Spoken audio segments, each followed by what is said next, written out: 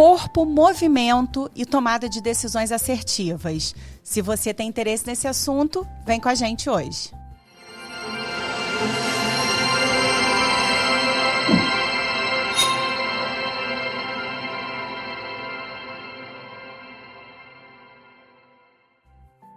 Olá, pessoal. Muito obrigada por estar conosco novamente aqui. É muito bom contar com a sua audiência. E hoje a gente vai tratar de assuntos muito importantes que competem à saúde de todos nós. Decisões importantes, vamos falar de esporte, vamos falar de medicina. Hoje a gente vai falar de corpo, movimento, tomada de decisões e a gente está com uma pessoa muito especial aqui, Dr. Marco Azizi, médico, mestre em morfologia pela Universidade do Estado do Rio de Janeiro, pós-graduado em angiologia e medicina do exercício e do esporte. Também é coordenador do curso de medicina da UNIG, Universidade de Nova Iguaçu, e da pós-graduação de medicina do esporte. Seja bem-vindo, doutor Marco. Olá, é um grande prazer estar aqui. Espero poder contribuir com a programação, a gente conseguir tirar as dúvidas do público para que a gente possa ter um melhor desempenho. Ai, doutor Marco, muito prazer.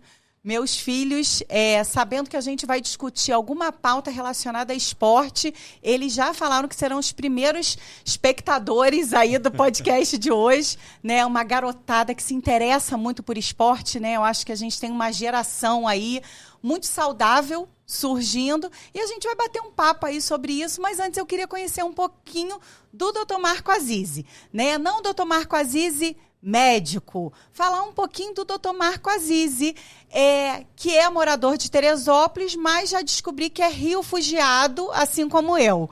Conta um pouquinho para mim da sua história com a cidade de Teresópolis. Teresópolis é uma coisa fantástica, né, que a gente tem. Eu frequento Teresópolis, eu posso dizer, desde que eu nasci. Então eu venho a Teresópolis desde que eu me entendo por gente e passei a morar aqui oficialmente já tem 5 anos. Mas tenho residência aqui em Teresópolis há mais de 20 anos. É uma cidade muito agradável. Ela está perto e longe do Rio ao mesmo tempo. Então nós temos uma população aqui muito bacana, um pessoal muito hospitaleiro. É muito bom, uma gastronomia fantástica em Teresópolis.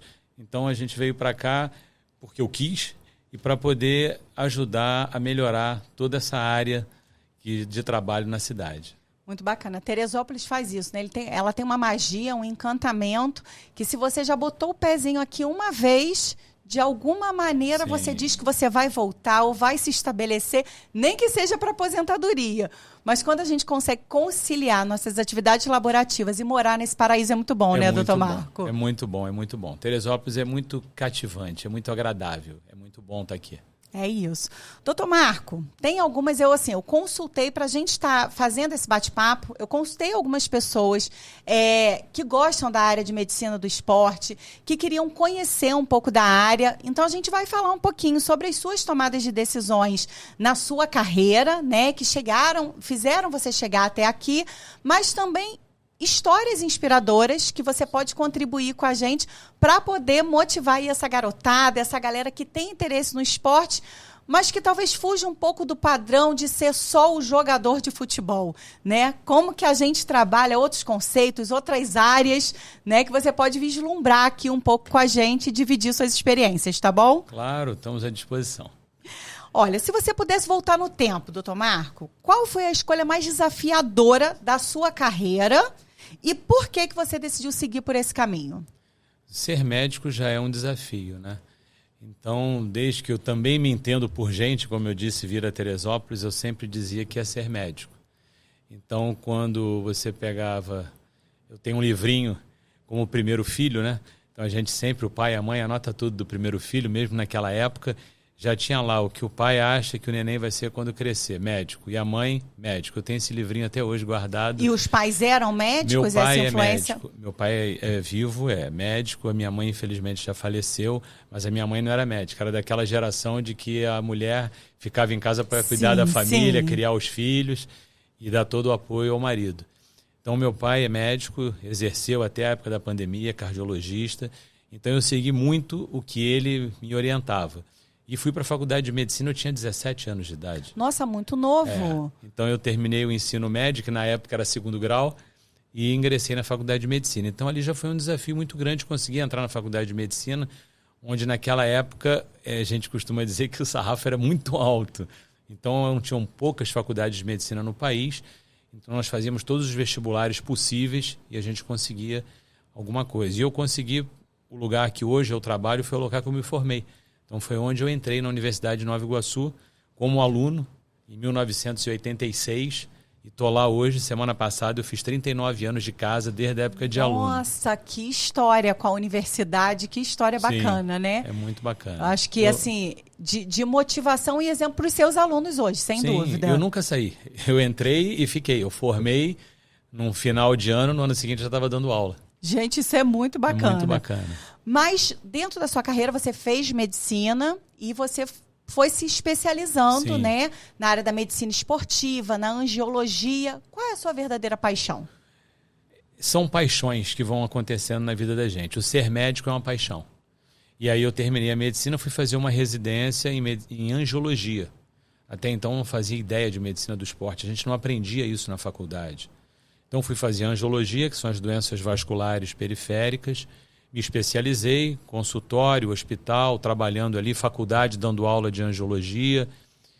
E depois de 15 anos de formado, eu comecei a ter acesso à medicina do esporte através de um dos meus filhos, que foi convidado a jogar no Fluminense, um goleiro. E de tanto eu levar ele, eu conheci os médicos, um tinha sido meu aluno na faculdade, me convidou para trabalhar lá e aí abriu o campo da medicina esportiva para mim. E aí eu fui trabalhar no Fluminense, já tem 18 anos, dentro da medicina esportiva, e a coisa começou a crescer, a ponto de eu hoje ser diretor médico da Maratona Internacional do Rio de Janeiro.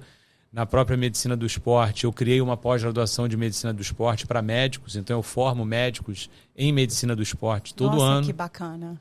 E depois o auge foi eu chegar à Seleção Brasileira de Futebol. Trabalhei aqui na CBF durante 4 anos, fui convidado pelo coordenador técnico da seleção, o Branco, foi jogador de futebol, ex-jogador de futebol, é um grande amigo pessoal. Hoje mesmo eu falei com ele pelo telefone, ele me ligou, a gente é amigo. Bacana. E eu fui chamado para ajudar no projeto Tóquio, para a gente disputar a Olimpíada de Tóquio. E foi campeão. E nós fomos campeões, fomos medalhas de ouro na Olimpíada de Tóquio. Eu tenho esse orgulho de... Eu ainda não entendi exatamente o que é ser campeão olímpico, porque o negócio é fantástico.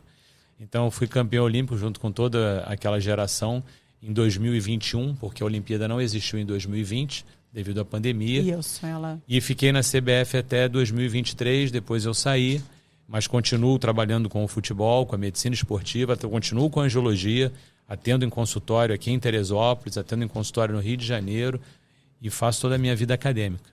Ai, gente, isso é muito bacana. Quando a gente fala assim, né, ser campeão olímpico é servir, tem um patriotismo, né? Não tem só a medicina ali envolvida. Tem algo que fica, acho que assim, chancelado não é só para o currículo. Eu acho que como patriota, como cidadão, né, brasileiro, isso deve dar muito orgulho para você. É uma coisa assim que você está ali trabalhando como médico. Então, as pessoas, mas estava na Olimpíada. Tanto faz se você está na Olimpíada ou está trabalhando com as divisões de base do Fluminense, com os garotos de 9 anos ou com o time campeão olímpico. A gente está ali trabalhando na medicina. Agora, ali em certos momentos, quando tocava o hino nacional, você parava e pensava, eu estou representando o meu país. É isso. E depois chegar à final e ser campeão, não tem descrição para isso, não existe. O que você está sentindo? Não sei. Até hoje ainda não sei o que se sente por ser um campeão olímpico. Mas é uma coisa fantástica. Eu tenho uma... que independente, né, trabalho com política pública, então em todos os eventos públicos costuma, né, em eventos, em grandes cerimônias, sempre toca o hino, tem aquela... Eu não consigo. São 22 anos trabalhando em gestão pública, 22 anos antes de um evento, e isso não se torna automático para mim. No momento que eu paro, que eu vou cantar o hino, que eu tô... É aquela sensação de o que eu estou fazendo para a mudança do meu país, o que eu posso promover para a mudança do meu país. Não sei se isso é um sentimento que perpassa toda essa nova geração, mas é um sentimento que é preciso para a gente fazer mudança em cada área que a gente atua, né? Muito, porque não só no futebol, teve o hino na época da seleção, tem o hino quando a gente disputa campeonatos brasileiros pelo Fluminense, a gente para cantar o hino nacional. Todo ano tem formatura na faculdade, tem o hino nacional. Então, naquele momento, eu sempre paro e faço como se diz, uma reflexão de coisas que passaram até você chegar ali. No futebol, você vê aqueles meninos que você vê começar lá pequenininho, chegarem ao time profissional. Na faculdade, você vê aqueles calouros entrando no primeiro período e 6 anos depois eles estão formando. Então, você está ali contribuindo para a vida daquelas pessoas. Sem dúvida. Isso é gratificante demais. E essa sua trajetória no Fluminense, doutor Marco, o senhor é tricolor? Sou tricolor. Mas é uma exigência? Não, que não é uma seja para trabalhar? Eu digo lá que você acha que todo mundo que está ali dentro é tricolor? Não, mas a gente se torna tricolor. Eu, por acaso, sempre fui tricolor. Não entrei no Fluminense por ser tricolor, entrei pela medicina.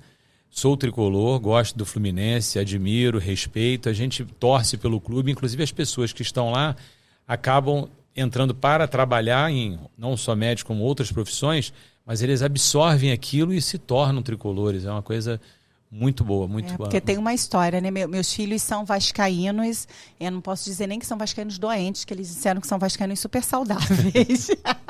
Mesmo a gente enfrentando dias difíceis aí com o Vasco.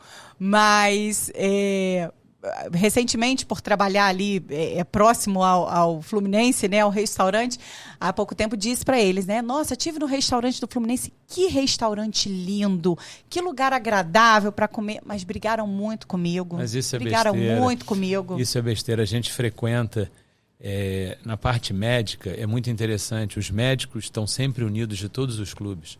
Então eu costumo dizer que adversários são eles, nós somos médicos. Então a torcida briga é uma coisa que é desnecessária. Totalmente necessária. É uma coisa saudável. Você vai, cada um defende o seu time, perfeito. Mas a gente tem, vou te dar um exemplo, a gente tem um grupo de WhatsApp. Quando começou o WhatsApp lá em 2015, 2016, nós estávamos numa competição no Rio Grande do Sul, em Porto Alegre. Naquele hotel tinha eu como médico do Fluminense, tinha um médico do Corinthians, um do São Paulo, um do Flamengo, um do Palmeiras, um do Vitória, um de cada todos canto no mesmo do país, hotel. no mesmo hotel. E aí a gente se encontra, tudo bom, como é que você está? E os problemas e as soluções são as mesmas. E a gente sentou ali, e começou o negócio de WhatsApp, vamos fazer um grupo para a gente sair para jantar? Fizemos o grupo, não saímos para jantar.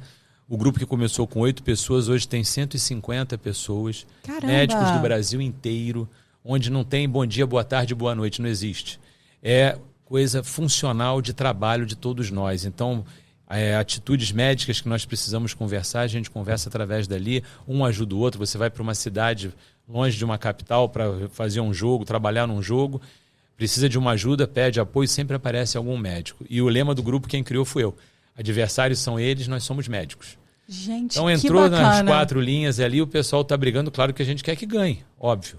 Todo mundo está torcendo para ganhar e querendo ganhar e trabalhando para isso. Mas saiu dali, todo mundo é amigo, a gente senta junto, almoça junto, conversa. A minha pós-graduação que eu tenho lá em Nova Iguaçu, na universidade, vários médicos que dão aulas no curso são médicos de outros clubes de futebol e não só de futebol, como de outras modalidades esportivas. Porque a gente pensa só no futebol no Brasil.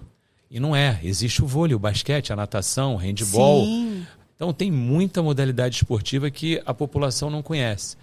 Eu costumo dizer uma frase que eu aprendi com um treinador de vôlei que existia no Brasil, infelizmente já morreu, o Bebeto de Freitas, você deve lembrar. Foi jogador de vôlei. O Bebeto, uma vez, eu vi essa reportagem, ele na Itália, aí foi entrevistado pela emissora italiana lá e perguntaram para ele qual o principal esporte no Brasil. Ele falou o voleibol. Aí o repórter fez assim, futebol? E o futebol? Ele fez o futebol é religião. É por aí. Então, se você parar para pensar, ou menos isso. No Brasil, o futebol é religião. É verdade. Então, a primeira coisa é você torce por qual time de futebol? É isso. E esquece as outras modalidades e o pessoal... Mas é cultural, a nossa cultura é essa, vai continuar sendo, é saudável, só que tem que ser saudável com a torcida. A torcida tem que entender que se ganha, se perde, tem sucesso ou não...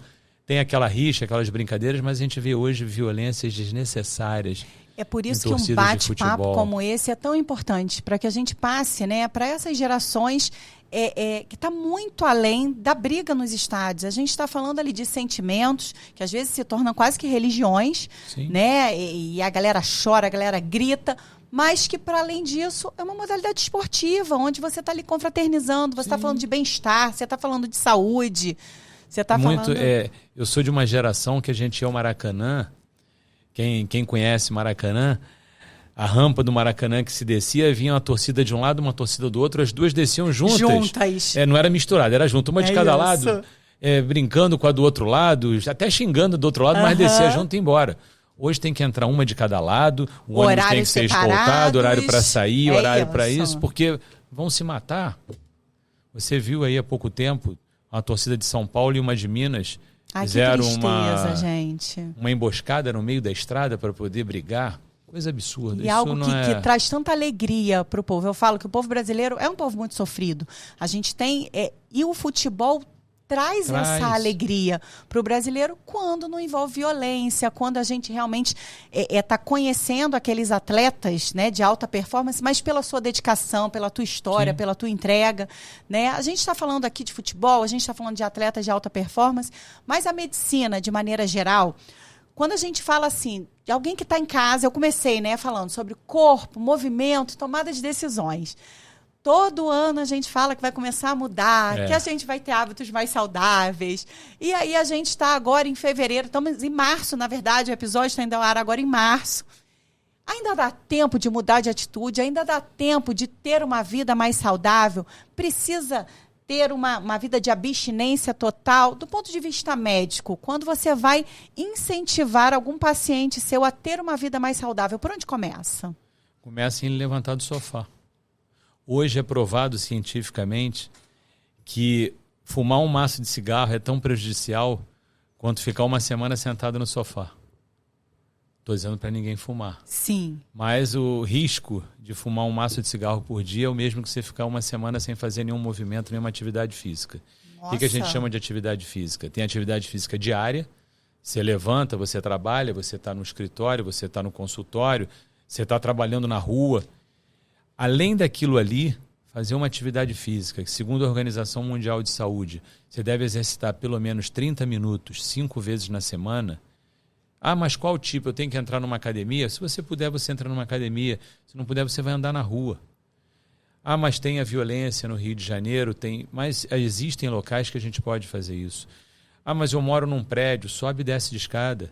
Ah, eu moro aqui em Teresópolis, o que não falta são ruas de subidas e descidas. E tranquilas ainda, aqui a gente ainda tem tranquilidade para caminhar. Sobe andando, é um esforço físico que você está fazendo além do habitual. E isso já te dá uma qualidade de vida muito melhor que só o tempo vai te mostrar. Agora, não, vou começar quando virar o ano, quando virar o mês, depois do carnaval, depois da Páscoa.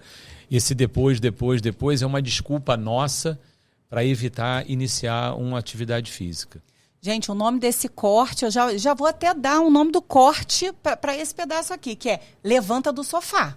Então, assim, a importância de levantar do sofá com esse comparativo com dados que são científicos, né? Comprovados para essa galera que está adiando os projetos, né? E essa galera que adia projetos, isso é muito ruim para a vida de maneira geral, né? Porque aí a gente fala, adia projetos na área clínica, que você fala, né? No movimento corpo, mas a mente também sofre com isso, não sofre? Sofre muito. A saúde mental, que é a coisa que não se falava, hoje é a moda, ela é totalmente influenciada aí.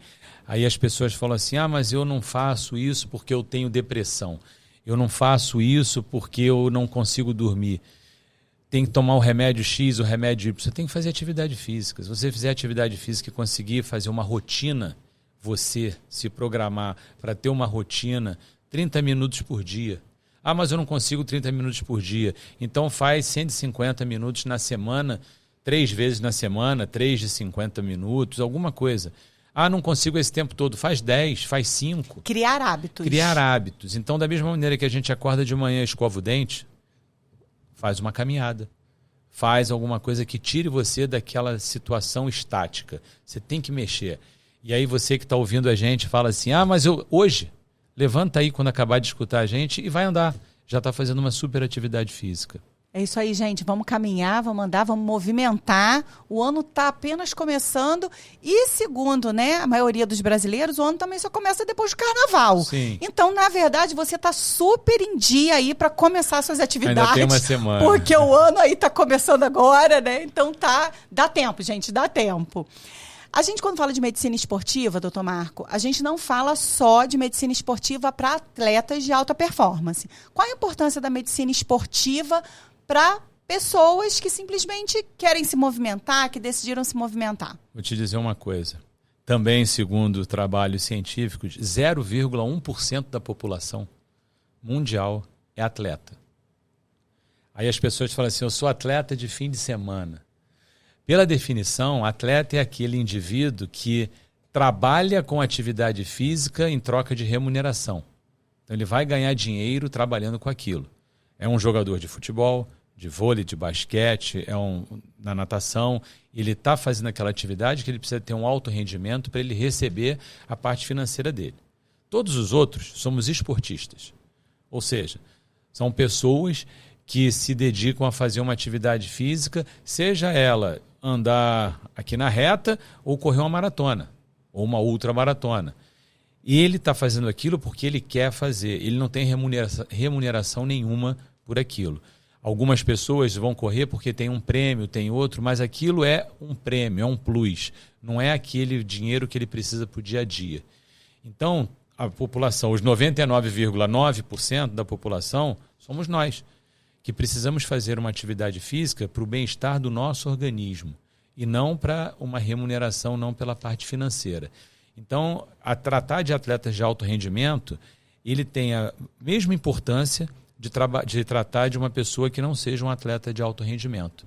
Porque você vai avaliar em todos os casos a situação daquela pessoa para fazer atividade física. Ah, mas eu tenho um atleta que vai correr uma maratona, ele vai ter uma preparação diferente daquela pessoa que vai fazer uma caminhada aqui na reta uma vez por semana. Porque também tem pessoas que só podem fazer isso uma vez por semana. Ah, mas eu só faço atividade no fim de semana. Ótimo. É melhor do que você não fazer nada. Há uns anos atrás, não, fazer uma atividade uma vez por semana faz mal. Tem que fazer várias vezes na semana. Isso já não existe mais. Então, qualquer atividade que você faça qualquer dia é uma atividade benéfica para você. Gente, muito bacana isso. Eu tô vendo já a produção tá desesperada para sair correndo, acabar a gravação do podcast. O Ricardo, o André estão aqui, ó, doido para sair daqui, correr uma maratona. Mas é possível isso? Você sair da total ociosidade e dizer, não estou dizendo que a equipe aqui está na total ociosidade. A gente está falando de outras pessoas, né? Galera que está em casa, que ainda não se exercitou ainda hoje, que o ano ainda não começou para ele. Se ele quiser falar assim, agora eu decidi, eu quero virar um esportista, não um atleta, já entendi a diferença, e eu quero correr uma maratona. Dá para fazer isso sozinho, sem preparo? Não. Ele tem que passar por uma avaliação médica. Ele tem que participar nessa avaliação médica, uma coisa que nós chamamos de avaliação pré-participação. Primeiro, para entender como é que está o organismo dele. Tem pessoas que falam assim, não, eu faço um check-up geral todo ano. Primeiro que o check-up já é geral, né? Você fez um check-up, já é geral. Ele tem que entender, o médico entender, e tem que ser um médico especialista, para entender como é que está o organismo desse indivíduo, para entender se ele pode fazer essa atividade física que ele quer. E é claro que ele não vai começar hoje a correr uma maratona amanhã.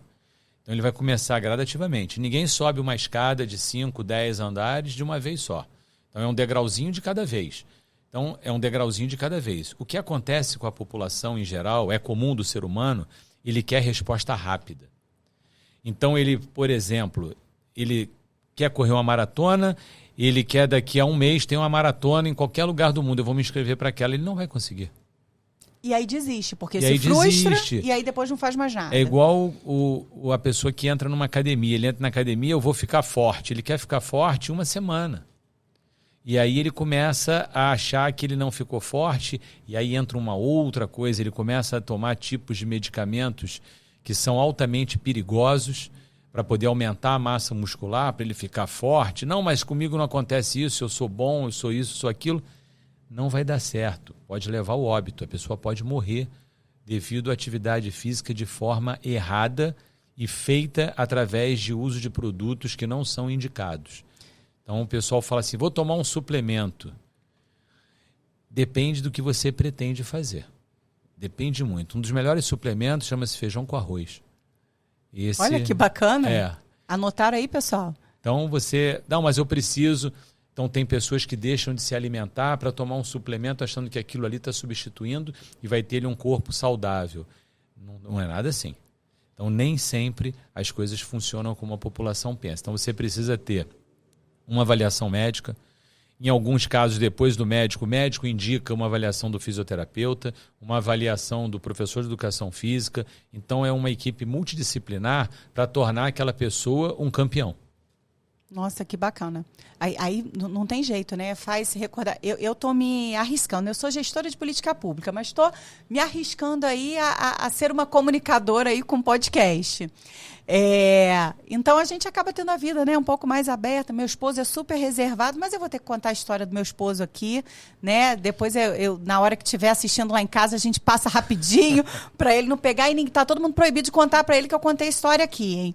A gente se mudou para Teresópolis. Teresópolis nos convida a ter um estilo de vida mais saudável, né? Pelo contato com a natureza. Então, a gente tem vontade de fazer caminhada, a gente tem vontade de andar de bicicleta, a gente faz trilha e a gente tenta se organizar lá em casa para fazer algumas atividades como essa aos fins de semana, porque durante a semana é tudo bem corrido, a subida e descida da serra. Assim que a gente chegou, ele comprou uma bicicleta, aquela maneirona, o capacete, comprou todos os equipamentos. A gente mora lá em Parque Imbuí. E ele pegou a bicicleta no primeiro dia e falou, eu vou pro Soberbo. Vou de bicicleta, volto. Voltou destruído. Ficou uma semana sem conseguir andar e trabalhar direito. E aquela bicicleta nunca mais foi tocada. A bicicleta tá lá no cantinho, porque não se preparou, não seguiu. E aí eu sei que você de casa tá aí anotando. Às vezes a gente acha assim, mas eu não tenho dinheiro, como é que eu vou fazer tudo isso? Gente, com planejamento, né? Não dá para virar um maratonista de uma hora para outra, não dá para virar um ciclista, né? Como foi o caso do meu esposo, sair de Parque Imbuí pro Soberbo e voltar. Não dá para fazer isso, porque pode ter lesão também, né? Sim, as lesões que surgem, na grande maioria das pessoas, sem a preparação, elas podem se tornar grave e crônica. O que a gente chama de crônica? É aquela que ele acha que vai melhorar e fica um pouquinho sem fazer nada, quando volta, ela volta pior. E isso vai acabar impossibilitando ele de realizar a atividade física, a mais simples que seja. Como você disse, ele teve dificuldade para trabalhar. Então, o caminhar durante o trabalho, de movimentar de um local para o outro, ele teve problema com isso. Então, você ter o preparo é fundamental. Aí você vai dizer, mas e qual a idade para fazer isso? Não existe idade. Não existe. Que também não é divulgado, mas existem as competições Master. O que é o Master? É qualquer coisa acima dos 40 anos, já é Master. O pessoal, mas eu tenho 60. Eu ainda estou bem, ótimo, mas já fez alguma coisa? Não, então começa agora. Eu tenho pacientes de 90, de 100 anos. Eu tinha um senhorzinho até pouco tempo no consultório de 101 anos. E ele fazia a caminhada dele todo dia. E ele ia lá no consultório uma vez por mês, que a filha fazia ele lá, para poder ver como é que estava a saúde dele. E ele falava, não, venho porque ela quer, porque eu estou bem. E aí a gente avaliava, fazia todo o acompanhamento dele, e ele fazia a caminhada dele. Eu tinha uma outra senhora que ela fazia dança. A atividade física dela era dançar. 87 anos, ela dançava todo dia, né? Dançava todo dia. Então, são movimentos, você tem que mexer o corpo, mexer. Mas teve uma categoria que você usou aí, o nosso público-alvo aí do Escolhas, né? É uma galera aí de 37 até os 40 e poucos, 50 anos. Então, nós somos Master, é isso? A galera tem as categorias. Master. Vai dizer que Master é idoso, né? Não pode falar mais velho, é idoso. Tá. Então, não, o idoso é os 60 anos. Uhum. Escutei outro dia uma entrevista também do Pedro Bial. 60 anos de hoje é o 40 de antigamente. Quando a gente era novo, com 10 anos de idade, alguém tinha algum problema de saúde ou até falecia aos 50 anos, você fala, nossa, chegou aos 50. Chegou aos 50. Agora com 80 você fala, tá novo. Sim, aumentou, né? O então, tempo, aumentou essa de expectativa. Vida. Então, mas eu vou começar quando? É um risco muito grande as pessoas acima de 35 anos que nunca fizeram atividade física e querem começar a fazer. Porque não está sentindo nada, faz e tem um problema grave. Precisa Entendi. Passar por uma avaliação antes. Então, essa avaliação, 35 anos é um ponto-chave, é um marco ali, é o borderline da situação. Porque até ali as patologias cardíacas têm um tipo, a partir daquele tempo ali tem outro. E não é o 35 assim, bom, fiz 35 ontem, hoje eu já estou diferente. Não, mas há um ano atrás você já estava tornando-se diferente. E isso vai gerar uma situação que você tem que começar bem devagar, sem pressa e ir fazendo. E o seu próprio organismo vai te solicitar você aumentar a sua carga, porque você vai ver que você está fazendo aquilo e não está vendo nenhuma diferença de benefícios. E você acaba fazendo mais. Então você pode chegar a correr uma maratona, mas eu digo para vocês que não é esse ano. Entendi. Se a gente está em março, não é a maratona até dezembro. Eu já, nessa minha área de política pública, eu já organizei uma maratona junto com uma equipe quando eu fui gerente de projetos da OAB. E aí a gente organizou, tinha até 21K, né? Sim. Que era a galera da maratona, mas tinha 5, tinha as categorias, né? Até 21K. E aí eu brinco que eu tenho uma... Mas é fake, tá, gente? Eu vou até desvendar isso, né? Vou contar a verdade, porque eu vou fazer o meu Pilates, né? E vou com a minha blusinha do 21K. Nunca corri 21K, era só porque eu fazia parte da organização. Então eu tenho a blusa do 21K, eu sei que o pessoal tá olhando pra mim, tá achando que eu corri 21K, mas pra correr 21K é muito preparo. E a maratona em si não são 21, a maratona é 42. E tem um detalhe, não são os 42, é 42, 195 metros. Então eu costumo dizer que o problema da maratona são os 195 metros. Porque o cara chega a 42, já fiz 40, falta 195 metros. Você tem 5, 10, hoje em dia você já tem 5, 7, 10, 12, 15, 16 quilômetros até chegar ao 21. Mas tem muita gente que acha que corre 10, pode correr 21. É mais do que o dobro. Se fosse 10 é 20, mas você tem mais 1 quilômetro. Então a história do falta só um pouquinho, esse falta só um pouquinho é que é o problema que o ser humano acha que ele consegue, que ele pode tudo, e não é dessa forma. Correr 42 quilômetros... 195 metros é uma coisa que é muito desgastante. As consequências para a saúde são absurdamente perigosas. O 21 já é um negócio muito sério. O 42 eu nem digo. E a ultramaratona que o pessoal faz, que é qualquer coisa acima de 50 quilômetros, é pior ainda. Eu acho que você chegar até os 10 quilômetros é uma coisa bem saudável. Passou dali, você já começa a ter uma repercussão hemodinâmica no corpo muito perigosa. Que precisa de um acompanhamento provavelmente muito maior, né? Tanto na área alimentar quanto na área da... Tem que ter a rotina que você falou. Então ele tem que fazer aquilo direitinho para ele chegar a correr os 21 quilômetros. A gente pega muita gente no hospital lá na maratona. A equipe do hospital, a gente tem um hospital montado que é certificado pela Associação Internacional de Atletismo. Foi certificado ano passado, que a gente ajudou a montar. Então, aquilo ali, a gente encontra pacientes que eram atletas até acabar de correr, eles são esportistas, né? Que passam por situações absurdas. Que a gente, se contar aqui, vocês vão dizer, não, é impossível. Se a gente mostrar fotos disso, você vai dizer, é impossível acontecer isso. Então, a gente porque tem um ele hospital, achou que dava para fazer mais um pouquinho, dava para seguir a sua experiência, né? Com grandes times aí, tanto na CBF quanto com o Fluminense. É a gente que está de casa assistindo o jogo, e a gente às vezes vê uma queda, vê um jogador sentindo, aí tem aquela coisa da torcida inflamada, né? Foi frescura, não acredito que vai tirar, quando o médico vai lá, faz o atendimento. O que um tipo de lesão dessa num atleta de alto rendimento, se não tiver o cuidado devido, pode causar a um atleta de alta performance? Todas as lesões que a gente olha pela televisão ou olha assistindo a partida e fala assim, isso não foi nada. Isso lá na minha pelada, lá no meu joguinho, assim acontece mesmo todo que a gente dia. Fala. O que a população não entende direitinho é que aquilo ali é um trabalho. Os jogadores estão ali trabalhando. E eles recebem remuneração pelo trabalho deles. Então, eles precisam estar aptos àquilo ali. Quando você tem um tipo de lesão, essa lesão depois ela vai ser tratada e ela pode demorar até 6 meses a 1 ano. Ou seja, ele fica sem trabalhar. Ele fica sem trabalhar, mas aí ele está recebendo. O pessoal fala, lá, está sem fazer nada. Não, não é isso. Eles estão ali, todos eles entram, independente da modalidade esportiva, independente da parte financeira, eles estão ali para trabalhar.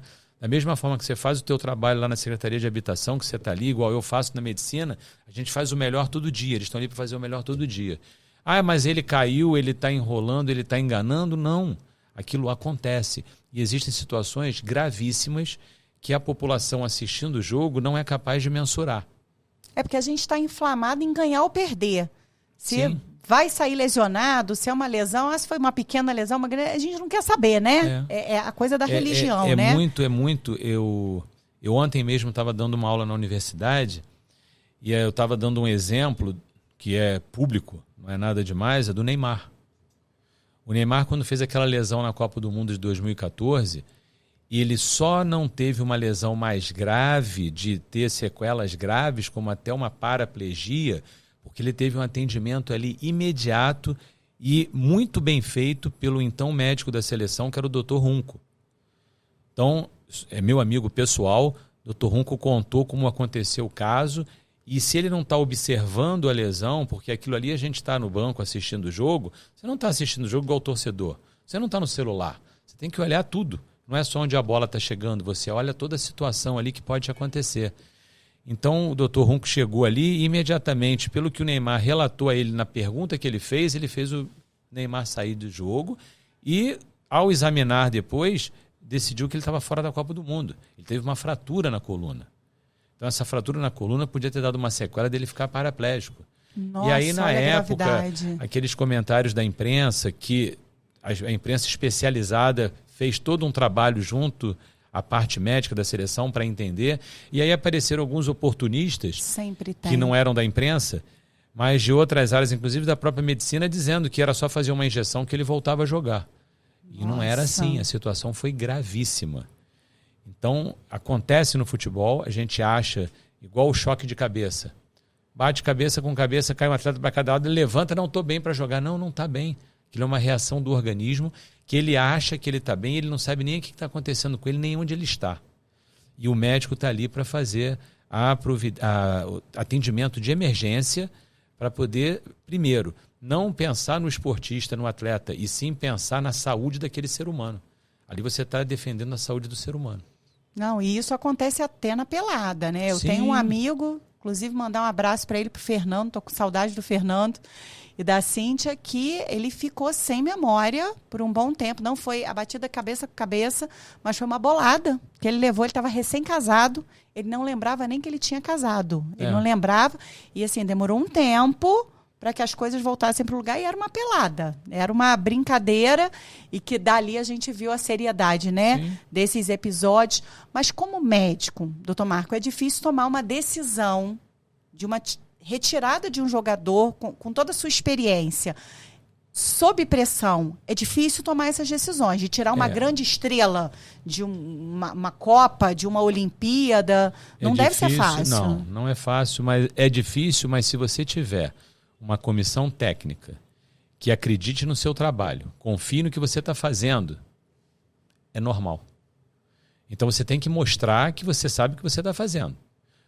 Nos Jogos Olímpicos, na Olimpíada, por exemplo, no jogo das quartas de final, eu tive um atleta, que foi o Matheus Cunha.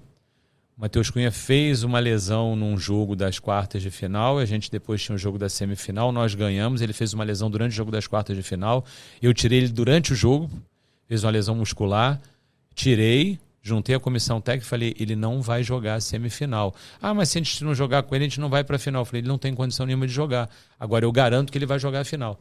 E aí nós fizemos o tratamento com ele, ele jogou a final, fez um dos gols da final, nós ganhamos a final de 2-1, ele foi um dos autores dos gols, saímos com a vitória, campeões olímpicos, foi fantástico. Da mesma maneira que não só nessa pressão durante o jogo, como tem antes do jogo.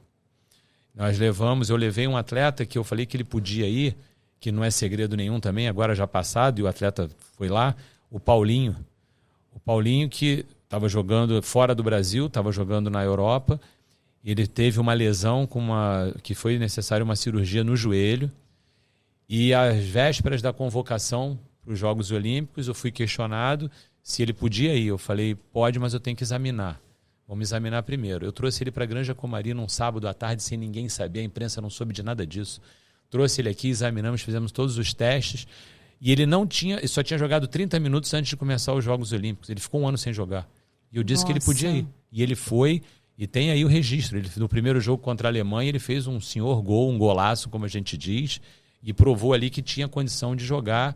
E aí vai mostrando para a comissão que o trabalho que a gente faz dentro da medicina está dentro das linhas normais. Errar, todo mundo erra, faz parte.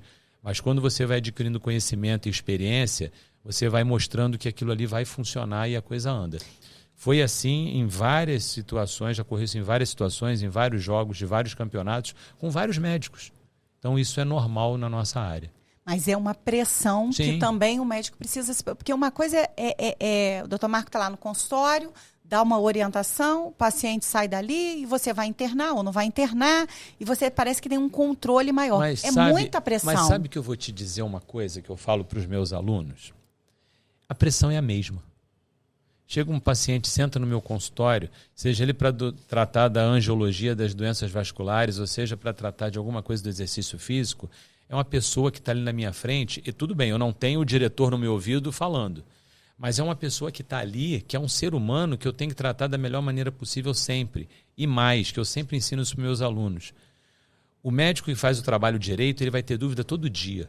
O médico que acha que já está tudo resolvido, ele é um risco para a humanidade. Então ele tem que sempre ter o carinho de atender aquilo ali direitinho. Eu aprendi com um professor meu, trate sempre o paciente como fosse a sua mãe. Mas aí você atende o pai, né, como se fosse o pai, a esposa, o marido. E aí eu já mudei. Eu mudei para o seguinte, aquela pessoa ali é o amor de alguém. Mas aquela pessoa não tem família nenhuma. Ele, coitado, é uma pessoa que mora numa situação difícil, ele tem um cachorro que deve gostar dele. A pessoa em situação de rua tem um cachorro que é inseparável, é fiel dele. Quantas reportagens nós já vimos da pessoa no hospital e o cachorro está na porta do hospital. Então você tem que tratar aquela pessoa da melhor maneira possível, como você gostaria de ser tratado. Então a pressão, a gente vai acostumando com ela. É claro que ali eu tenho o treinador, eu tenho o diretor que está querendo ganhar, como nós também estamos querendo ganhar. Só que ali eu tenho que conversar direto com ele. Com o paciente, eu tenho que mostrar para o paciente que ele vai melhorar com aquilo ali, ou não, ou aquilo ali também vai ter que ser levado gradativamente, porque você fala assim, tem cura, a cura ela é relativa. Morrer todos vamos. O que importa é a forma de viver. Se você viver bem, você está bem. Esse é o objetivo. Então, fazer atividade física é uma forma. Fazer um tratamento preventivo, fazer um check-up para se ver se vai fazer atividade é outra forma. É o paciente que chega no meu consultório e fala assim, doutor, eu vim aqui que eu tenho uma dor na perna. Tá, e como que essa dor começou, há quanto tempo tem, qual a relação que tem. Então a gente passa meia hora, uma hora investigando o que está acontecendo com aquele indivíduo que tem uma dor na perna. Então ele chega lá para mim e fala assim, eu vim aqui que eu tenho doença circulatória, eu tenho má circulação, já deve ter ouvido isso demais. Muitas vezes não tem nada a ver com circulação, às vezes o problema dele é ósseo, é articular, é de nervo, é um tendão, é um músculo que ele rompeu, e ele nem sabe que aquilo aconteceu. Mas, doutor Marco, eu acho que assim como em todas as profissões, eu acho que a paixão, a entrega e a dedicação do profissional é que vai fazer a diferença ali, no caso do seu paciente, do seu usuário, da pessoa que você está atendendo. Não é simples a gente chegar em qualquer consultório médico ou qualquer emergência, principalmente, né, e a gente conseguir ter um atendimento onde a gente saia seguro de que, de fato, o médico conseguiu avaliar todas as possibilidades, todo o entorno. Eu tenho uma história para contar que uma vez eu parei na delegacia com o médico. Infelizmente, por uma prática que foi abusiva, né? Eu cheguei realmente a ir para fazer a denúncia do médico. Eu trabalhei muito tempo como assistente social com abordagem à população em situação de rua. E a população em situação de rua tem todas as características que dificultam muito qualquer tipo de atendimento. É o alcoolismo é uma dependência, é um problema de saúde, né? Não é vagabundagem, não é porque o cara quis beber, não é porque o cara quer estar sujo. Tem todo um atendimento ali que precisa ser muito especializado. E essa pessoa estava, em uma das nossas abordagens, eu estava coordenando uma equipe nesse dia, e a gente teve que chamar a ambulância, e aí chegou o corpo de bombeiros, chegou um médico junto para poder fazer atendimento, que ele estava tendo uma crise convulsiva. E aí estava naqueles intervalos das crises, né? Que aí ele já tinha parado um pouco de se debater, e a ambulância chegou, o médico chegou. Ah, é você? Como se alguém recorrente, que algumas vezes parava naquela emergência daquela cidade, não vou nem citar a cidade.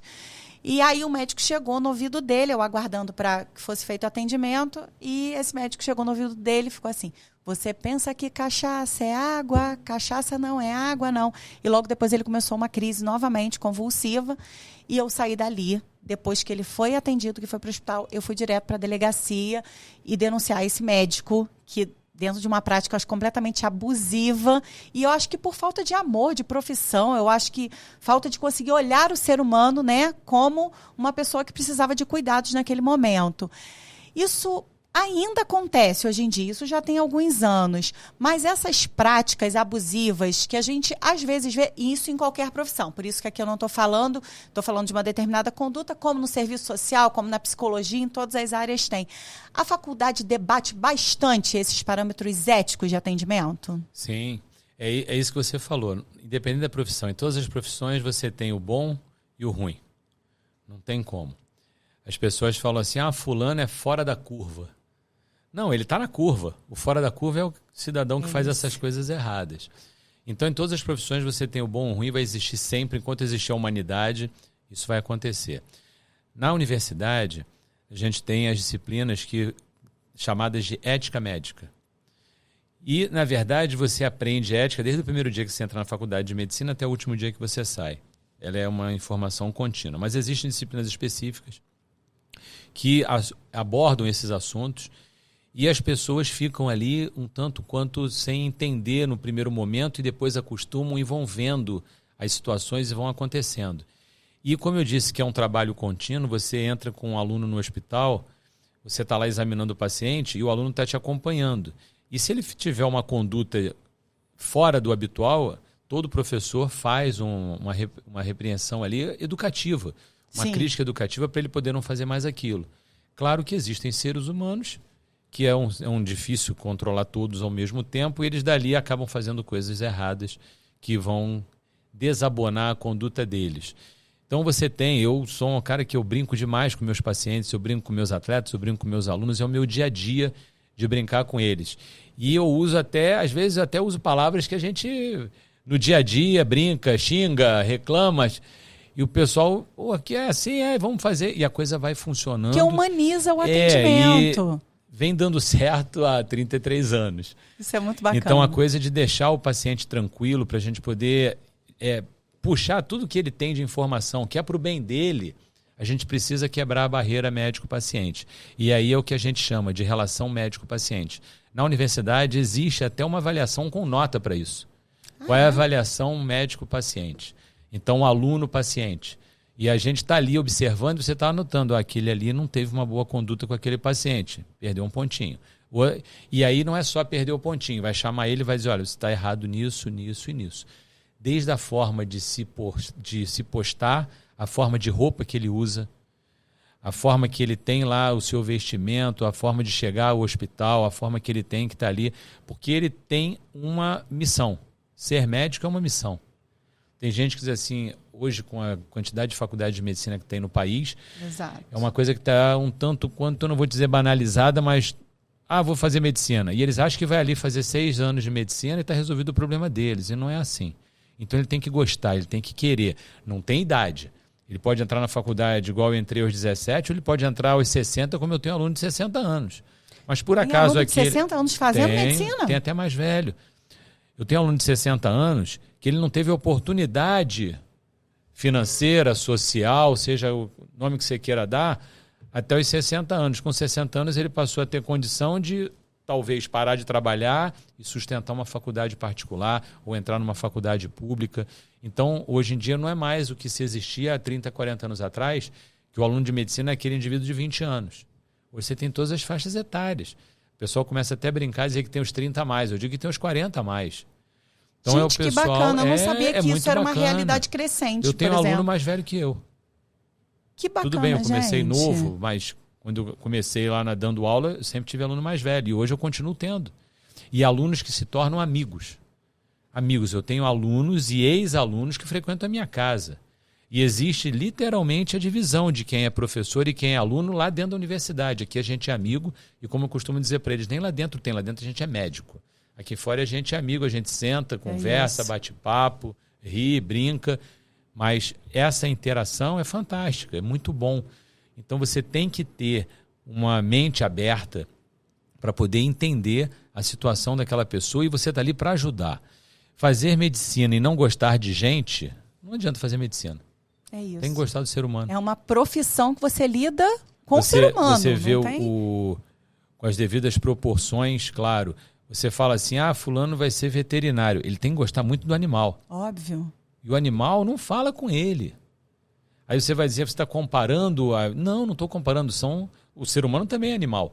Só que é um animal racional, que fala. Então você tem que gostar daquele tipo de animal para você poder fazer o tratamento da melhor forma possível e ajudar a pessoa. Se você tivesse que dar um conselho para alguém que queira ingressar na área da saúde, eu tenho filhas de amigas que estão aí tentando a faculdade de medicina, estão tentando o Enem, algumas estão tentando pela segunda vez, outras que estão no primeiro ano aí, animados, tentando. Se você tivesse que dar um conselho hoje para essa galera que está querendo ingressar na área, que conselho seria esse? Tem que ter paixão. Porque se pensar na parte financeira, vai fazer besteira. O financeiro, se você trabalhar direito, vai vir como vem em qualquer profissão. Qualquer profissão, sem exceção, sem citar profissões, todas elas, você tem um reconhecimento e você consegue a parte financeira almejada, desde que você faça com paixão. Então vai fazer com paixão, vamos. Se você pegar esse copo aqui, quem criou esse copo aqui, se ele teve o prazer de criar bonito assim, ele vai ser vendido e vai gerar uma parte financeira para quem criou. Então você tem que ter paixão. É paixão acima de tudo. Então, se entregar de corpo e alma. E você, desde o momento que você pensa em fazer medicina, eu digo sempre isso para os meus alunos também, eu repito isso para eles sempre, você vai ser médico até você morrer. Eu não sei quando morre depois, como é que é, e não estou com pressa de saber. Mas você vai continuar médico. E é uma profissão onde você para assim... Eu respeito e admiro todas as profissões sem demagogia nenhuma. Estou falando isso de verdade. Mas você tem assim, por exemplo, exemplo que eu posso dar, você como assistente social, você vai ter o teu trabalho, acabou o teu trabalho e você vai embora para casa. O engenheiro, ele faz o projeto dele, acabou ali, ele vai embora para casa. O advogado fez lá a sentença, discutiu no fórum, ele acabou, vai embora para casa. O médico também acaba o serviço, vai embora para casa. Só que o médico continua sendo médico. Ele é 24 horas médico. As pessoas ligam para a gente 24 horas. O WhatsApp, então, é uma desgraça. Toda hora tem alguém perguntando alguma coisa. E se demorar mais 5 minutos já para responder... Já está reclamando. Senão a gente fica escravo disso o tempo inteiro. Mas você continua sendo médico o tempo inteiro. Você está num voo, igual eu já tive essa oportunidade, é uma coisa muito emocionante. Você está num avião, alguém passa mal. Tem algum médico. E se você não se identificar, você está cometendo um crime de ética. Você está fazendo uma negligência. Então e negligência é aquilo que você não está querendo aceitar, você não está querendo se manifestar. E você tem que dizer. E o mais interessante de tudo é que você vai lá, atende a pessoa, vê que a pessoa está bem, daqui a pouco vem o comandante e fala assim, doutor, só quer que pouse? É muito. E você faz pousar o avião, se você quiser. Então isso é o médico que faz. Então tem muita gente que, doutor disso, doutor daquilo. Tem gente que gosta de ser chamado de doutor o tempo inteiro. Na minha opinião, o doutor é o médico, o advogado e o dentista por uma determinação que foi feita lá de Roma. Isso lá é muito atrás, antigo. Isso é muito antigo. Isso. Mas todo mundo que acha que é da área da saúde quer ser chamado de doutor. Mas na hora do vamos ver, quem tem que botar a cara cadê tapa o é o médico. Chama o médico. Não, até aqui eu vou, agora é com o médico, não é mais cadê comigo. o médico? A população tem essa cultura. Todo mundo que é da área da saúde é doutor. Tá bom, não tem problema, pode ser doutor. Não faço nem questão de ser chamado de doutor. Não importa o título, mas na hora de ser chamado aquela responsabilidade ali... A gente tem que assumir a responsabilidade. É isso. Então você faz isso. Eu costumo brincar também com meus alunos. É muito do dia a dia.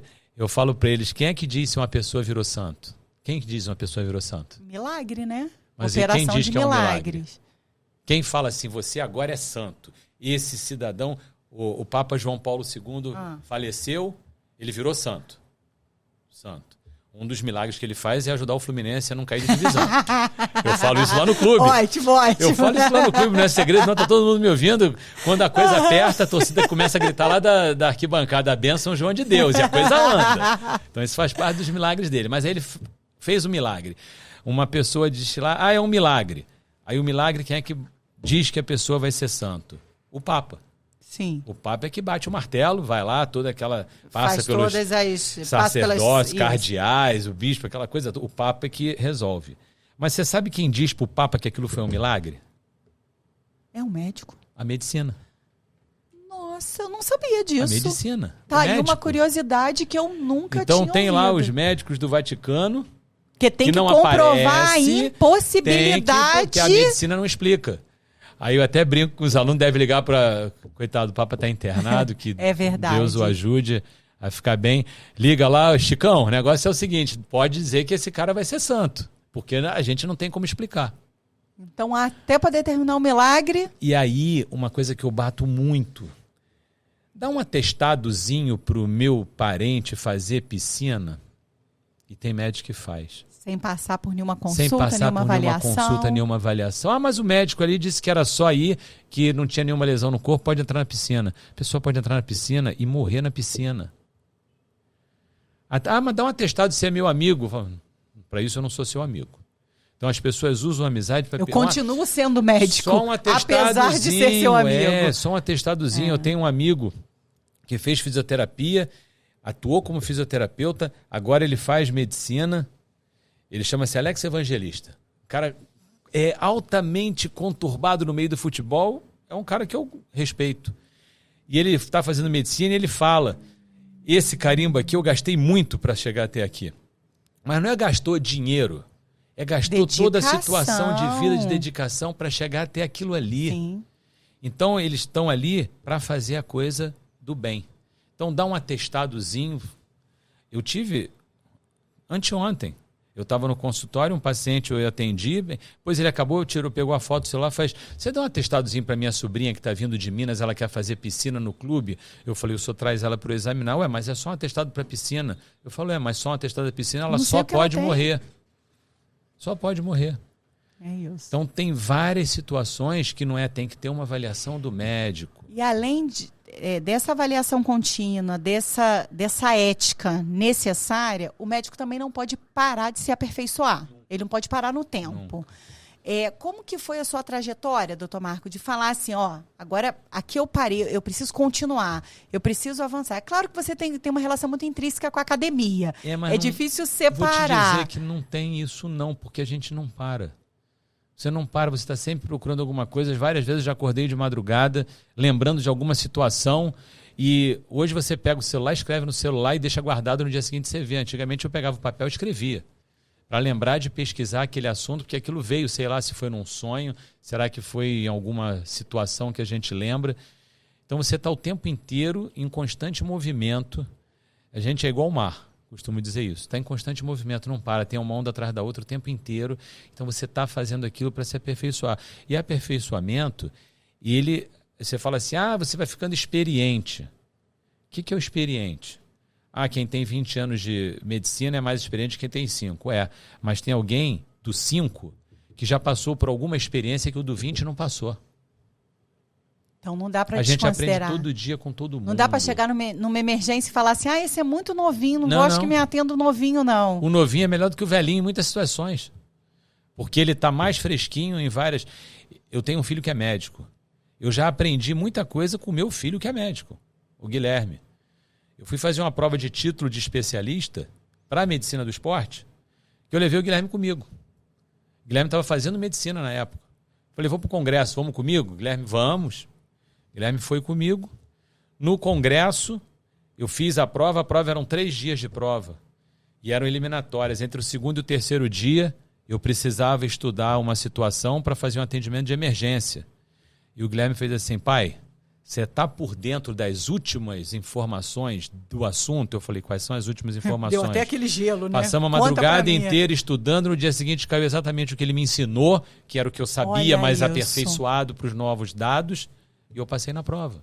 E não tenho vergonha nenhuma de falar isso. Que bacana. E os filhos têm que ser melhor que os pais. E porque a gente tem que continuar aprendendo, né? A vida é um eterno aprendizado. Da mesma forma que eu te falo, se eu trabalho com a medicina do esporte e eu cheguei aonde eu cheguei, o auge, campeão olímpico, pode dizer assim, mas trabalhar lá no Fluminense também é fantástico, não tem nada de demérito, pelo contrário, se não fosse o Fluminense eu não chegaria à seleção, eu devo ao meu outro filho, que foi de tanto levar ele a Xerém para fazer treinamento, que eu fui conhecer médicos, fui trabalhar na medicina, então não foi o pai que abriu as portas para o filho, foi o filho que abriu as portas para o pai. Isso não é demérito nenhum, então a gente funciona em equipe. A vida é em equipe. Dentro da medicina esportiva, o que constrói um profissional na medicina esportiva de sucesso? A dedicação, a paixão. É a paixão da medicina. Seja a medicina esportiva, no meu caso, seja a angiologia, você ter paixão, observar muito as pessoas, aprender com as pessoas, que você evolui. Isso, repito, todas as profissões. Então, você na sua área lá da habitação, com certeza você teve os seus mentores, as pessoas que foram seus professores que você seguiu, e a gente aprende, você fala, não, aquilo que ele está fazendo eu não vou fazer, eu vou fazer o que o outro fez. É isso. E você não precisa gostar da pessoa, você tem que gostar do trabalho dela. Ali é profissional. Então você está seguindo a melhor conduta que você julga a melhor. Dentro de toda essa discussão que a gente está falando da medicina, a gente falou do futebol, dessa paixão, dessa religião, né, que se torna para o brasileiro. A gente voltando um pouquinho à temática para a cidade que nós escolhemos, né? Viver, morar, estar aqui, conviver diariamente. É a terra da CBF. Falta uma vontade, não sei se política, não sei se cultural, não sei se hoteleira. Eu sinceramente, não consigo definir que falta de disposição é essa, mas falta uma exploração maior sobre Teresópolis ser a terra da CBF. Falta eu te digo uma que integração, talvez. Eu te falo que já foi pior, há muitos anos. Eu te falo que eu não sei precisar exatamente, mas quando a CBF começou aqui, não tinha essa integração. Isso vem evoluindo muito. A cada novo governo da prefeitura, a coisa vem evoluindo e o que eu tenho visto em Teresópolis é um governo aprendendo com o outro. Sim. Não tem aquele negócio igual já aconteceu e acontece em outras cidades. Entra um novo prefeito, ele zera tudo. De novo. Manda todo mundo embora, contrata todo mundo novo e bota gente nova para trabalhar. Eu não tenho visto isso em Teresópolis, não. Não, eu acho que a coisa está evoluindo do ponto de vista de política pública. Eu conheço Teresópolis desde que eu me entendo por gente, mas de 2000 para cá que eu frequento mais Teresópolis, a gente vê que está evoluindo. Então as situações estão crescendo. Teresópolis está aprendendo muita coisa com outras cidades e está ensinando muito a outras cidades. Nós somos exemplo para muita gente. É porque aquela ideia de que a política é ruim, que é isso... Tem muita gente de Teresópolis abrindo o leque pelo país e até pelo mundo. E de onde você veio? De Teresópolis. E a pessoa fala assim, de Teresópolis? Onde é isso? Lá no Rio de Janeiro. No Brasil tem mais Teresópolis. Não sei se você sabe disso. Goiás tem uma cidade chamada Teresópolis. Não sabia. Novidade para mim. Então, a Teresópolis do Rio de Janeiro, ela está exportando conhecimento. Ela absorve e exporta. Da mesma maneira que nós viemos para Teresópolis aumentar, vamos dizer assim, o conhecimento para a cidade, você tem gente de Teresópolis saindo. Dentro da medicina, você tem uma faculdade de medicina em Teresópolis, eu tive a honra de trabalhar na FESO. Uma super faculdade, o meu pai super estudou na FESO lá nos anos 70. Então, e daí uma ligação por Teresópolis também. Então, tem grandes profissionais em Teresópolis que não devem nada a profissional nenhum, não só da medicina, como de outras áreas do Brasil. Não tem. Então, se você precisar de um médico que é radicado em Teresópolis, que ele é cria de Teresópolis, é formado na FESO, não estou fazendo propaganda nenhuma, estou falando que é real. Sim, sim. É de alta qualidade. Hoje em dia você não tem mais tanta gente de fora da cidade vindo estudar medicina aqui na cidade. Como lá em Nova Iguaçu também eu não tenho mais tanto aluno que vem de fora, porque tem faculdade espalhada pelo Brasil. Sim. Mas a qualidade das pessoas que já formaram aqui e saíram pelo Brasil é infinita. Então você tem as faculdades de medicina, tanto Teresópolis quanto Nova Iguaçu, que eu frequento, que eu conheço, elas têm 50 anos de história. Não são 50 meses nem 50 dias. Então você tem uma bagagem, é diferente de uma faculdade de medicina que está formando agora. Tem gente que agora, a gente está aqui, tem faculdade sendo autorizada a funcionar como medicina. Vai levar 50, quando eles chegarem a 50, a gente já tem 100. Então Teresópolis está crescendo, vai crescer. O que tem que se ter cada vez mais é uma atenção à parte de saúde que está tendo, uma parte da segurança que está tendo, uma parte da educação. E esses três, o que é mais importante? Não tem o mais importante. Os três têm que estar juntos porque um gera o outro. E aí, se você conseguir isso aqui, vem trabalho, vem o esporte, vem o lazer, vem o turismo para a cidade. Então, aí a gente talvez tiver esse tripé, pode focar também a CBF de um modo diferente. É porque às vezes eu falo... Mas existe um convênio, sabia, da CBF com a prefeitura? Eu queria entender, porque... Quando a gente fala, vamos a São Paulo, né? Meu filho ainda não conhece, o mais novo tá louco para ir, a gente vai marcar agora de ir com ele. Museu do Futebol em São Paulo. eu acho que ainda dá para explorar um pouco mais a questão da CBF na cidade, do ponto de vista turístico. As pessoas vêm aqui, mas aí só vê aquela coisinha, né? Aquela CBF ao longe. Na minha época de CBF, eu falei isso muito. Eu falei, tem que abrir as portas para a população. Tem que abrir as portas para a população. Eu falava isso. Teve um momento aí, se eu não me engano, 2022, 2023, que teve uma relação entre o Bebeto, que foi jogador campeão do mundo em 1994, com o poder público de Teresópolis. Eles fizeram isso, mas eu não vejo isso estar acontecendo. Não vejo acontecendo, não vejo essa integração. Acho que falei, é uma coisa que falta para a cidade promover. Como ali, entra, vai ali, tira aquela foto lá de cima. Exato. E vai embora. Então, o entrar ali é o coração do futebol brasileiro. É isso. O que tem ali dentro, o privilégio de entrar ali é fantástico. Não posso imaginar. É o sonho dos meus filhos, desde que se mudaram para Teresópolis, é entrar na CBF. Mas tem uma coisa de portões fechados que ainda não... Mas aí tem os portões fechados que a gente sabe que são necessários, mas independente de ter seleção brasileira aqui ou não, você pode fazer um tour. O tal do Museu do Futebol, né? No Vasco, a gente vai lá, a gente conhece São Januário, a gente conhece toda a história. Museu, mas lá no Rio. Aqui. Lá na sede, você tem a sede administrativa, aqui você tem o campo de futebol. Isso. O brasileiro, ele não está pensando na administração, ele pensa no futebol, no campo. Então você tem ali, você tem um museu no Maracanã, você lá em São Paulo tem o Museu do Futebol no Pacaembu, Belo Horizonte tem, todas as cidades têm. Então Teresópolis também podia pensar seriamente em fazer alguma coisa disso. Gente, fica uma dica aí, né? Doutor Marco Aziz falando, Diane, gestora de políticas públicas também falando aí, fica uma dica aí, o Poder Público Municipal tá fresquinho agora, tá começando. Vamos pensar aí nesse estreitamento, né? Junto à CBF, como é que a gente promove essa parte turística da cidade e atende os desejos dos brasileirinhos, gente. Sim. Porque, assim... Tem um desejo, né, de adentrar aqueles portões ali, de conhecer um pouco, é tão forte isso, que meu filho fala assim, eu só quero pegar um pedacinho da grama que o Neymar jogou, eu quero só pegar, ele treinou ali, eu quero um pedacinho da grama. Porque é uma realidade, né, nossos brasileirinhos. Eu vou te falar, não tenho nada a ver com a política, não trabalho na política, nem faço apologia a nada, mas uma coisa interessante que eu tenho visto, trocou o governo agora e é aquela assim, o que a gente vai atacar primeiro? O pessoal não tem atacado primeiro um ponto. Eles têm várias situações ao mesmo tempo, então estão agindo em tudo junto, cada um na sua área, não está focando só. A gente vê muita prefeitura, muito governo do estado, até o próprio governo federal fala assim, não, a gente vai fazer isso aqui primeiro. Não, eles estão em vários campos trabalhando. Desculpa, André. Parou em vários pontos atacando, mas eu engasguei mesmo. Tem problema. Pode continuar, André? Vários pontos que eles estão trabalhando simultaneamente. Isso é uma forma de governar, de trabalhar, de fazer a coisa andar.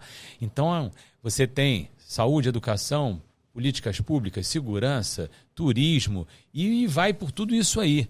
O futebol é um turismo para a cidade. Sem dúvida. É um turismo que gera muita coisa. Então, um ponto turístico, levar a CBF e a CBF. Então, isso é bom. Eu lembro a primeira vez que eu entrei na CBF como médico, já velho, que eu fui trabalhar e fui para a primeira... Eu olhei e falei, cara, eu estou dentro da CBF. O templo do futebol brasileiro, onde tudo gira até aqui. As pessoas são daqui. E, na época, eu não fui nem trabalhando pela seleção. Eu fui como Fluminense.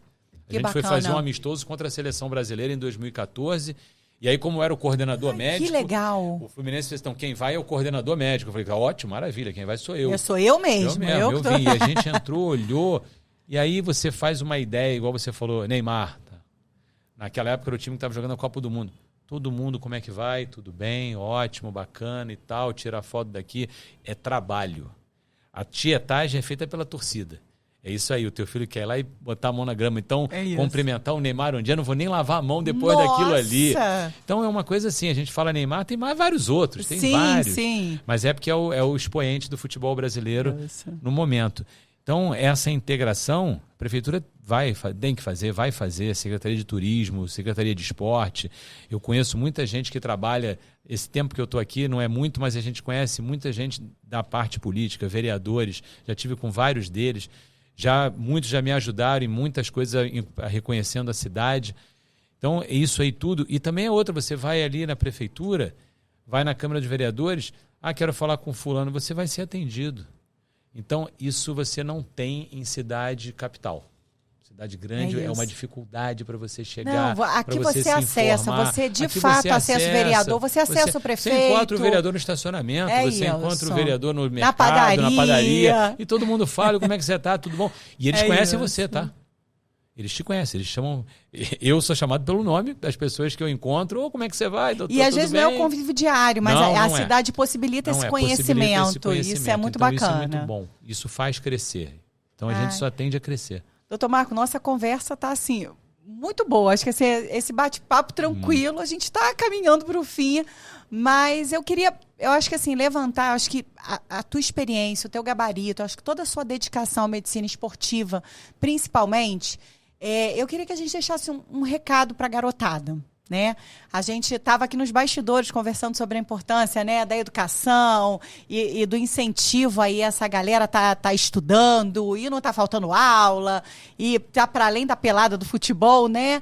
E aí eu peguei uma reportagem, na verdade, da Revista Brasileira de Ciências do Esporte, que diz que a probabilidade de uma criança se tornar um profissional de gramados é de apenas 1,5%. Tá muito. Dentro dessa revista. E dentro do que a gente conhece, porque aqui não está falando dos grandes times, está falando de times, talvez assim, de menor repercussão ou notoriedade, mas que ainda assim é muito pouco, mas de acordo com alguns dados trazidos pelo Dr. Marco, ainda são menores. Mas a gente está falando de um Brasil onde esses meninos sonham em ser jogadores de futebol. Acho que desde que nascem, desde que assistem, desde que o pai compra o bodyzinho, né, e coloca do seu time. Então tem essa paixão pelo esporte, mas tem uma esperança de uma vida melhor, uma esperança de uma inclusão social diferenciada. Mas não é só ser o jogador de futebol, porque a paixão deles é pelo esporte. Quais são as áreas? O que você pode dar de indicativo para essa garotada que às vezes é apaixonado por esporte e fala assim, eu tenho que ser jogador de futebol. Meu filho, eu tô falando em causa própria. Meu filho, se você não for jogador de futebol, você vai ser o quê? Eu vou fazer educação física porque eu quero ser técnico. Mas a medicina do esporte, a área de saúde do esporte, ela é muito ampla. Ela envolve fisioterapeutas, médicos, enfermeiros. Fala um pouquinho sobre isso para incentivar essa garotada a estudar. A primeira coisa que eu digo para vocês é o seguinte, sai do celular. Adorei.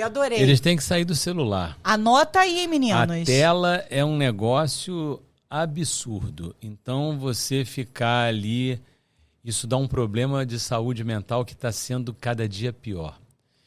Então, a garotada, você está me ouvindo, sair do celular. Não posso mexer, pode mexer no celular. Mas não é o tempo inteiro.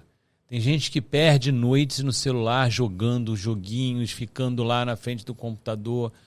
Então a gente está começando a ter uma geração. Você está vendo no município do Rio, foi proibido levar celular para a escola. Agora está no Brasil. No Brasil. Está no Brasil. Ótimo. Proibido. Eu, na faculdade de medicina, eu brigo com meus alunos. Eles estão no meio da aula, estão lá mexendo. Aí eu, com o meu laserzinho, eu jogo na cara de para.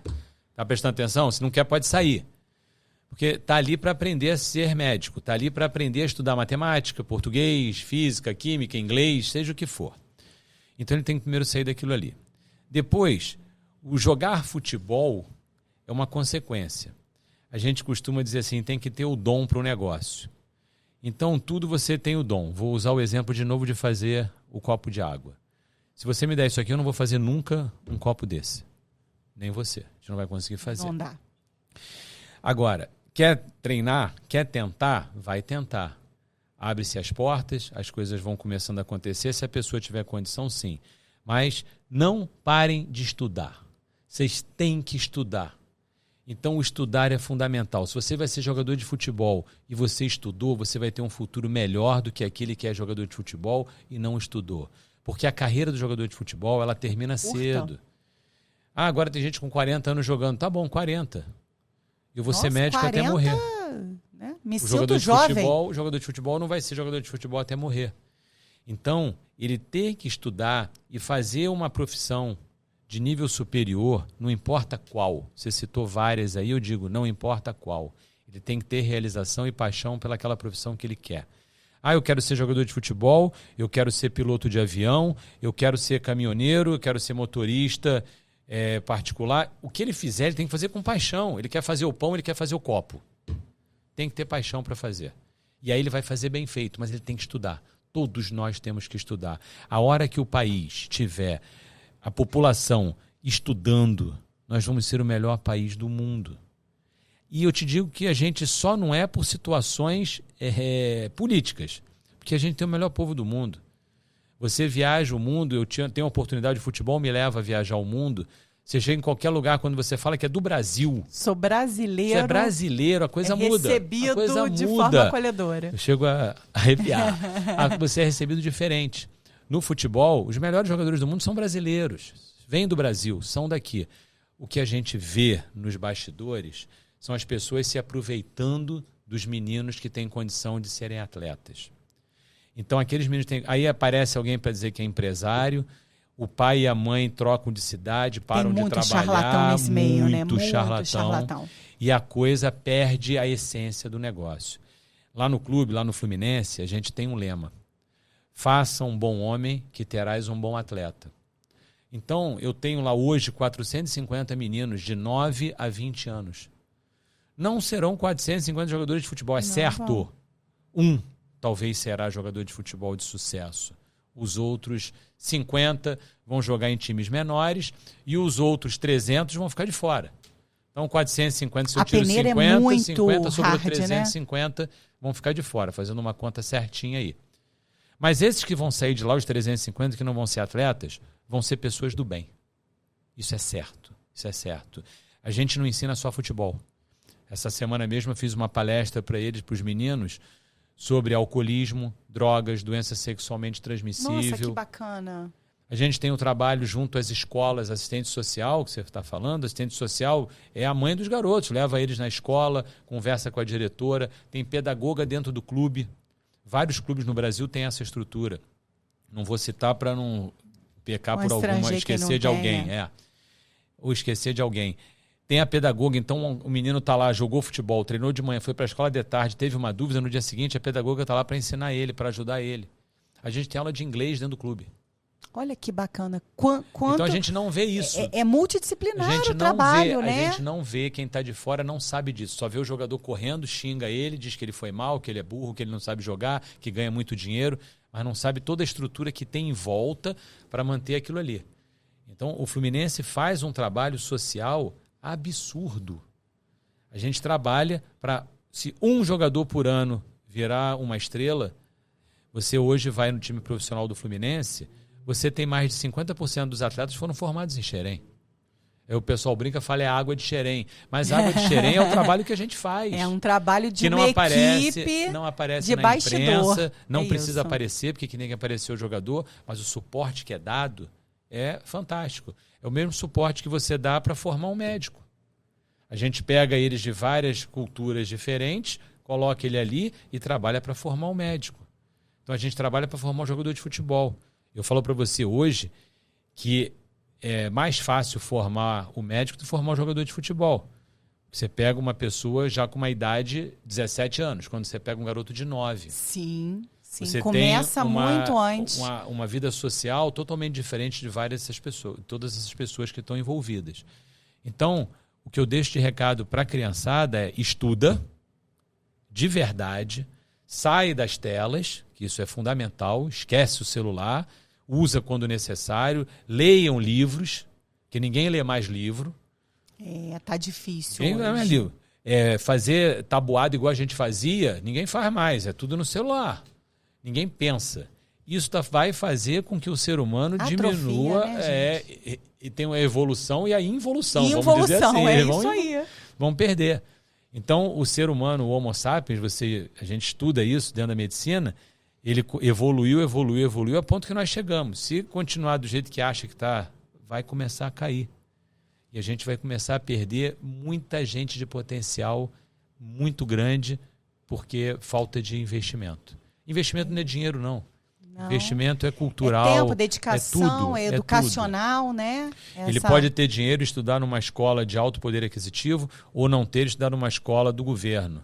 Se ele quiser estudar, nas duas ele vai ter sucesso. Não tem mistério.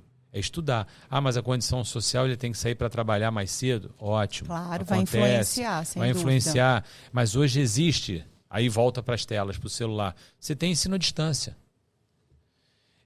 Vou fazer propaganda, mas eu tenho aqui em Teresópolis... Pode fazer, o jabá está permitido Eu tenho hoje. aqui em Teresópolis um polo de ensino à distância da universidade. O aluno não precisa ir a Nova Iguaçu estudar, ele pode ir no polo do ensino à distância, se matricula e ele estuda pelo celular. Com mensalidade de poder aquisitivo. As oportunidades são muito maiores são hoje em muito dia, sem maiores, dúvida. São muito maiores. Então ele tem o ensino à distância. Ele não vai fazer medicina à distância, que não existe. Mas ele vai fazer outras áreas que permitem o ensino à distância, que são credenciadas pelo MEC. O MEC diz isso. Então, tenho lá meus alunos no polo do EAD, ali no shopping, no New Fashion. O pessoal chega lá, vai lá, sala 305, quero me matricular, quero fazer pedagogia à distância. Ele vai se matricular, vai ter acesso a tudo aquilo ali, vai pagar a mensalidade dele. Num poder aquisitivo bom, Sim, a gente consegue acessível. desconto para eles. O objetivo é a gente botar o pessoal para estudar. Então, vai estudar. Você está vendo o governo federal fazendo programas de incentivo para botar o pessoal para estudar. É isso. Mas será que é só o dinheiro que vai fazer estudar? Porque, dá o dinheiro no final, beleza, ótimo, tem que dar. Mas, e aí, dá condição na escola. Dá condição ao professor. Prepara melhor o professor, paga melhor o professor para ele ter condição de desenvolver um trabalho melhor. Senão ele tem que ser professor, mas ele tem que trabalhar fazendo outras coisinhas, fazendo copo. Nada contra quem faz o copo. Não, mas aí não dá para você ser multifunção, porque aí você não se dedica. Você perde a dedicação. E eu não posso ser médico e trocar de ser médico para fazer outra coisa. É isso. Porque senão eu deixo a medicina. Você tem uma dedicação quase que exclusiva. Então você tem que ter a dedicação exclusiva àquilo ali. É isso. Então hoje você tem os ensinos à distância, você tem os ensinos presenciais e semipresenciais. Então as escolas você tem os supletivos, você tem o EJA, que o pessoal forma aí fazendo supletivo daquele ensino que ele não conseguiu. Para poder correr atrás do tempo. Não tem idade. É isso. É igual exercício físico. A educação e o exercício físico estão juntos. Uma coisa puxa a outra e você não tem idade para fazer a coisa funcionar. E fazendo exercício físico, vocês vão aprender mais coisas na escola. Porque vai chegar mais sangue no cérebro e vai ficar melhor para vocês. Pessoal, mais um motivo aí, né? Tô com dificuldade, está difícil. Vai fazer atividade física também, né? Vai fazer atividade física também que você vai melhorar. Doutor Marco, fazer. Muito, mas muito obrigada. Eu acho que assim, foi difícil a gente conciliar o tempo. Doutor Marco, não é fácil, gente. A gente conciliar essa agenda, tudo numa correria de conseguir dar tempo, né? Mas foi um tempo muito precioso. Eu acho que assim, são dicas muito valiosas, né? Para quem com certeza vai assistir. Principalmente para a garotada que queria saber um pouquinho dessa experiência do Dr. Marco com a CBF, com o Fluminense. E eu acho que saiu com dicas muito valiosas no dia de hoje, né? Estudem, larguem as telas, estudem, se dediquem. Eu acho que amplas oportunidades de ensino.